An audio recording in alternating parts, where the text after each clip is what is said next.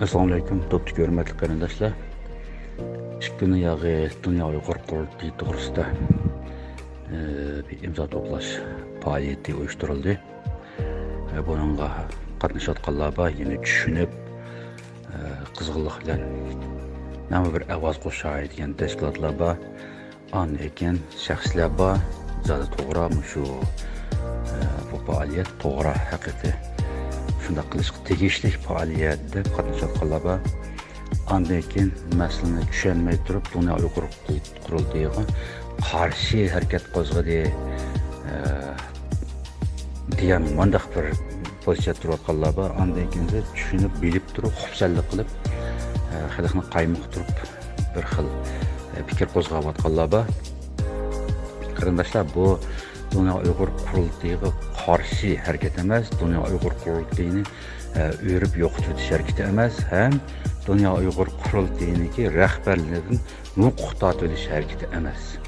Qarindoshlar, 2016-yil 2-oydan 2017-yil 11-oygacha qurultayning ichidagi darbichilar va germancha push deydi, nuqta to'lish, ya'ni isyon qo'zg'ab nuqta to'lish harakati.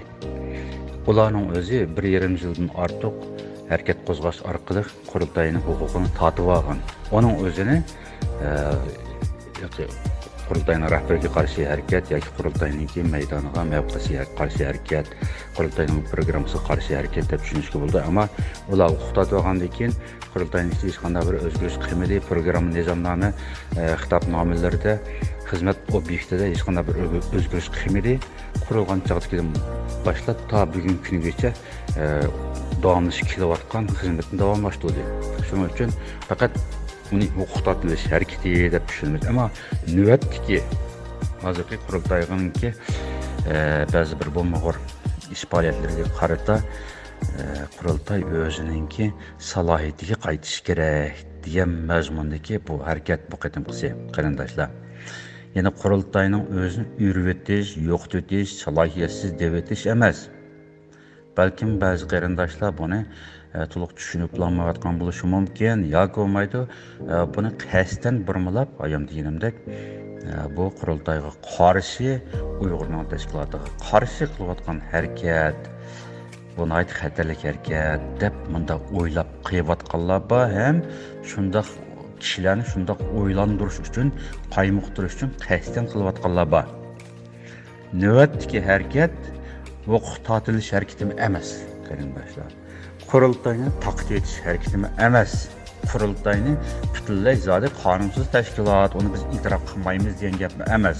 Faqat qurultay o'zining qurilgan, ya'ni Dünya Uyghur Qurultayi 2004-yil aprelda burungi Sharqiy Turkiston Uyg'uriston Milliy Qurultayini tarqitib etib, uning o'rniga chiqib, Dünya Uyghur Qurultayi degan nom bilan ondan keyin biz Sharqiy Turkiston xalqining inson haq huquqlarini himoya qilamiz va Xitoy kommunist hukumatining Sharqiy Turkistonda inson haqlarini dafsanda qilayotgan, inson haqlariga qarshi ijro qilayotgan siyosatni dunyoga fosh qilib, Sharqiy Turkiston xalqining ustidagi zulmni bir misqal bo'lsa-mu biz ozlatish uchun, xalqimizga rohat berish uchun kurash qilamiz degan xitobnoma bo'yicha nizomnomani shundoq tuzib bugungi kungacha shu harakat qilib kelyapti. Bu qurultayning o'zining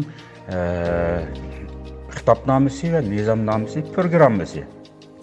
Ammo qurultay bu o'zining salohiyatini halqib chiqib, vatanimizning territoriyalik ma'muriy huquq doirasiga berib yetdi.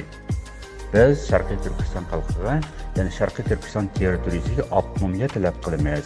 Haqiqiy avtonomiya bersin bizga deb buni BDT'ga berib dang, mayli Amerika Oqsaroyga berib dang, mayli Yevropa parlamentidagi Ko'k saroyga berib dang, bu Xitoyning ichki masala. Xitoy o avtonomiyani qanday shaklda bersa, shundoq beradi. Xitoy kommunistik diktatorlik tuzumi ostidagi avtonomiyani hozirgidek beradi. Agar texmi yaxshi avtonomiya talab qilmoqchi bo'lsangiz, Xitoy demokratiyaga o'tish kerak. Xitoy demokratiyaga o'tib, g'arbcha siyosat qo'llangan chog'ning o'zida ondan keyin siz talab qilayotgan g'arbcha keng huquq berilgan milliy huquq berilgan avtonomiyani yana Xitoy berdi. Sizga BDT ep bermaydi, Amerika Aqsaray ep bermaydi, Yevropaning Ko'ksaray ep bermaydi. Bu Xitoyning ichki masalasi. Qurultay mushu narsani, ya'ni vatanimizning jug'rafiyalik, territoriyalik, ma'muriy huquq doirasiga kirmasligi kerak edi. Faqat Sharqiy Turkiston xalqining inson haqlarini biz himoya qilamiz. Kommunist Xitoy Sharqiy Turkistonda zulm qilyapti, insoniy haq huquqlarimizni dafsanda qilyapti, diniy huquqlarimizni dafsanda qilyapti, milliy kimligimizni qirg'in qilyapti, va hokazo mabitimiz qirg'in qilyapti degan bo'lgan ekan. Agar territoriya to'g'risida siz qanday qarashlar degan chaqning o'zida, masalan, savol kelganning o'zida, yoki BDTda savol qo'ysin, bular separatist, bular bo'lgunchi, bular inson haqlarini da'vosi qilgani bana qilib turib, o Uyg'ur avtonom rayonini territoriyamiz ichidan bo'lib chiqmoqchi deb Xitoy bunday da'vo qilganning o'zida siz ifoda bildirishga majbur bo'lsangiz nima deysiz? Biz faqat inson haqlarining da'vosini qilyapmiz. Sharqiy Turkistonning territoriyalik ma'muriy huquq haqida bizning programmamiz yo'q. U to'g'risida gap qiladigan o Xitoyning zamini yoki bizga avtonomiya bersa bo'ladi yoki mustaqil bo'lamiz deydigan bundaq program ustida bizningki gap qilish salohiyatimiz yo'q. Chunki biz inson haqlari degan tarmoq da'vo qiladigan tarmoq masala ustida da'vo elib boradigan tashkilot. Bizning programmamiz, nizomnomamiz, xitobnomamiz inson haqlari. Shuning uchun territoriyalik ma'muriy masalani xalqimiz javob berdi. Bu masala ustida xalqimiz javob berdi. Bizningki Sharqiy Turkistondagi xalqimizdan ra'y sinash imkoniyatimiz yo'q. Hem chet eldagi umumiy muhojiratdagi tashkilotlarning o'zidan va muhojirat yashayotgan Uyg'urlarning o'zidan biz bunda ra'y sinash elib bormadik. Agar bu to'g'riliq gap qilmoqchi bo'lsak, hech bo'lmasa biz chet eldagi diasporadagi Uyg'urlardan yoki Sharqiy Turkiston xalqidan biz ra'y sinash statusini erishimiz kerak. Ammo biz o'zimizning programmamiz bo'yicha tarmoq masala ustida sana gap qilmayman, Xitoy deyish kerak emasmi? Bu degan siyosat, bu diplomatiya. Ammo bular undaq demaydi. Hatto Uyg'urlarga nima kerak, sizlar nima talab qilasizlar desa, xalqaro axborotga chiqib turib, biz avtonomiya uchun kurash qilyapmiz dedi Nuray Turkal apandi. Amerikadagi 2018-yili. Buni bilmaydigan Uyg'ur yo'q chet elda. Shu to'r axborot ishlariga qatnashib, uchur vositalariga kirib chiqqan Uyg'ur bo'lsa, buni anglab ketdi. Hamsi biladi. Hem qurultayning to'rbatlarida, qurultayning tarkibidagi Uyg'ur Amerikan jamiyatining to'rbatlarida va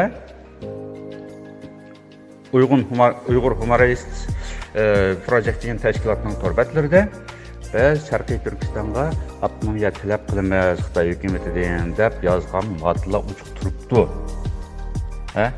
Endi biz mushu narsani jillab deb kelyapmiz. Territoriya to'g'risida gap qilmanglar deb. Hatta 2008-yil 4-oyda, 2010-yil 4-oyda Rabiya Qadir xonimga ishga ketdim, yozmacha biz talab topshirdik. Dunyo Uyg'ur qurultiyi va Rabiya Qadir xonim Uyg'uristonning territoriyalik ma'muriy huquq to'g'risida gap qilmasin. Faqat hozirgi programmanglar sizning inson haqlari bo'lgandan keyin inson haqlarininki da'vosini qilinglar. Territoriyalik masala ustida biz salohiyatli emas.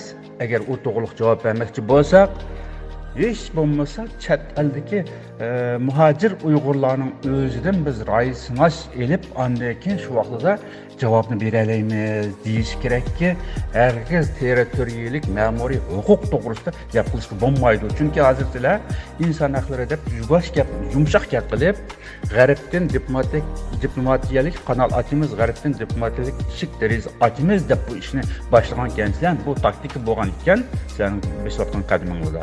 Bu taktikani taktik bo'yicha ishlatinglar. Bizning oxirgi kurash strategiyamizniki yo'q, ustiga tomoq bosadigan narsa qolmasin. Og'zinglardan mustaqillik deb chiqib qolsa, g'arb ishini oshmasmish, gaplardan qaraganda. Agar bizga avtonomiya kerak, deb bu territoriya ustida 67 qilib qolsanglar millatning xoini bo'lib ketasizlar. Bu sizlarningki bergan ifodanglar g'arbda rasmiy diplomatiyalik ustalda bu kuchga ega bo'lib ketadi. Sizlar Uyg'ur millatiga biz to'liq huquqliq vakil degan salohiyat bilan bu gapni qilgan ekansizlar. Biz bundan yena olmaymiz. Vaqt kelgan chaqda ig'ir darajada bizga bir balaqazon terib bersizlar deb mushu narsalarni biz talab qildik. 14 moddalik material topshirdik Rabiya Qodir xonimga. Hatto Xitoy davlati bilan, Xitoy rahbarlari bilan dialog o'rnatmoqchi bo'lsak, Tibetning o'ttir yo'lining oqisidan agishib menib, Dalalamanning yo'lidan menib. Shundaq bir vaziyatga duch kelgan chog'ning o'zida Xitoy bilan dialog o'rnatishda hatto territoriyalik masala ustida siz javob bersangiz bo'lmaydi deb territoriyani faqat tilga olmaslik kerak. Ne avtonomiya, ne mustaqillik buni olmay turib, mushundaq diplomatiya ishlatish kerak. Mana g'arb bu materialni ko'rgan chog'ning o'zida ondan keyin bular territoriyaga to'g'ri yaqinmaydi. Faqat inson haqlariga yaqinmaydi. Biz buni aralashaylik deydi, Xitoyni qistaydi. Agar sizlar bu yerda territoriyani o'tirib qo'ysanglar yoki Xitoy territoriya uchun javob bersin deb turasizmi, sen oldindan agar zulmchilikni millatimizning, xalqimizning ustidagi zulmni to'xtat. Sen bilan biz inson haqlari ustida gaplashyapmiz. Territoriya to'g'risida gap qilganini bizning millatimiz, xalqimiz gap qildi. Hozir o nuqtada emas biz deb bunda javob berish kerak emasmi? Biz mush materiallarni topshirdik. Ammo nemishqaki hozirgachilik inson haqlari degan narsani ko'tarib bordi BDTga. Aqsaroyga borsimi, Ko'ksaroyga borsimi inson haqlari, namoz haqqi, ibodat haqqi deb bordi, ammo bu territoriyalik masalani ashad qo'shib yana hech bo'lmasa o'zing torbat sahifalarida hali desa shu bor avtomatini. Ana bu qatam qurultay o'zing salohiyatiga qaytish kerak. Tarmoq masala ustida inson haqlarining da'vosini qiladigan programmasi bo'yicha qilish kerakki, ammo Sharqiy Turkiston xalqiga vakillik salohiyatini o'tirib chiqarmaslik kerak ekan. Bu narsada biz harakat qo'zg'ayapmiz. Qarindoshlar, rahmat, Allohga omonat qilin.